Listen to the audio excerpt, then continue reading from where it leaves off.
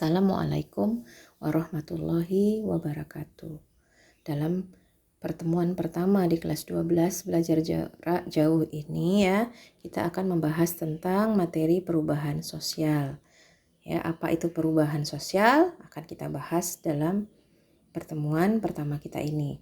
Jadi perubahan itu pasti dialami oleh setiap masyarakat.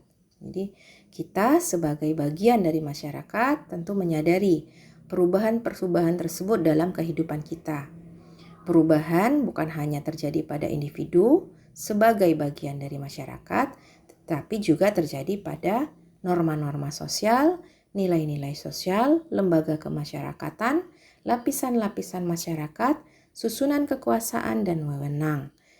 Mengenai norma sosial, nilai sosial, lembaga kemasyarakatan, lapisan-lapisan masyarakat, susunan kekuasaan dan wewenang itu sudah kita bahas di kelas 11. Jadi kita ulang-ulang kembali Kalian baca kembali apa itu norma, apa itu nilai sosial, dan apa itu lembaga masyarakat. Jadi sangat luas aspek dalam perubahan sosial, sehingga kita perlu menentukan batasan tentang pengertian dari perubahan sosial itu. Kemudian, apa saja materi yang akan kita pelajari di dalam bab 1 di kelas 12 ini Yang pertama adalah hakikat dari perubahan sosial, penyebab perubahan sosial, proses perubahan sosial, kemudian teori perubahan sosial, kemudian bentuk dari perubahan sosial itu seperti apa, kemudian dampak perubahan sosial itu apa saja, kemudian perubahan sosial sebagai akibat dari proses globalisasi yang terjadi di dalam masyarakat. Jadi sebelum itu kita bisa lihat dalam slide ketiga itu ada gambar yang perlu kalian lihat gitu. Ada gambar, ini adalah contoh gambar itu adalah contoh salah satu bentuk perubahan yang terjadi di dalam masyarakat. Jadi sebelum mengamati lingkungan sekitar, pernahkah kalian mengamati perubahan pada diri kalian sendiri? Lihatlah kembali foto-foto kalian pada saat kecil. Adakah perubahan yang kalian alami? Tentu saja ada. Jadi tentunya ada perubahan yang terjadi dalam masyarakat dan kehidupan kalian masing-masing. Jika secara pribadi, manusia senantiasa mengalami perubahan, apakah dalam masyarakat juga terjadi perubahan? Sebagai gambaran, coba kalian perhatikan gambar-gambar berikut ini. Pernahkah kalian berpikir tentang perubahan yang terjadi di lingkungan sekitar kalian? Dua gambar di atas merupakan gambaran bahwa dalam kehidupan manusia senantiasa ada perubahan yang terjadi. Hal ini dikarenakan manusia mempunyai sifat dasar selalu serba kekurangan dan berusaha memenuhi kekurangan tersebut sehingga masyarakat dengan manusia yang ada di dalamnya adalah makhluk yang dinamis, aktif, kreatif, inovatif, dan agresif serta responsif terhadap perubahan. Sehingga menuntut terjadi perubahan di dalam kehidupannya. Kemudian kita akan masuk kepada materi yang berhubungan dengan hakikat perubahan sosial dalam sosiologi. Jadi sejumlah ahli mengungkapkan pendapatnya tentang perubahan sosial sebagai berikut. Yang pertama bisa kita lihat dalam kolom pertama itu nama ahlinya.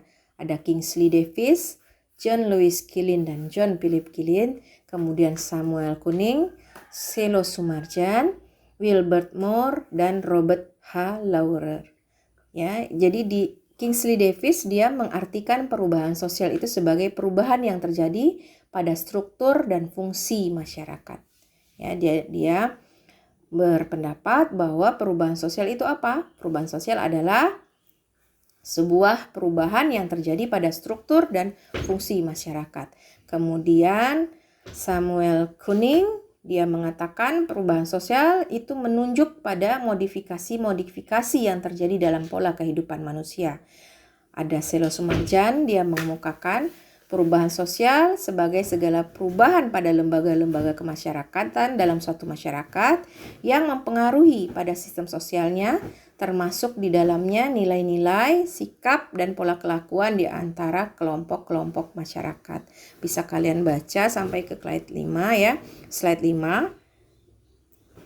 Jadi dari pendapat-pendapat ahli tersebut, kita simpulkan bahwa pengertian dari perubahan sosial itu dapat dikatakan bahwa perubahan sosial adalah perubahan yang terjadi dalam masyarakat, meliputi perubahan struktur, sistem, dan organisasi sosial sebagai akibat adanya modifikasi pola-pola kehidupan manusia yang dipengaruhi adanya faktor kebutuhan internal dan eksternal masyarakat itu sendiri.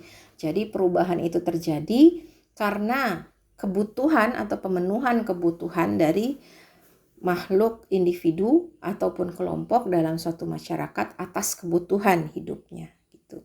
Jadi tugas pertama kalian untuk pertemuan pertama ini adalah kalian buat 5 contoh perubahan yang terjadi dalam masyarakat di sekeliling kalian. Kalian buat di dalam buku latihan sosiologi kalian yang akan nanti kita kumpulkan pada setiap akhir pembahasan per bab.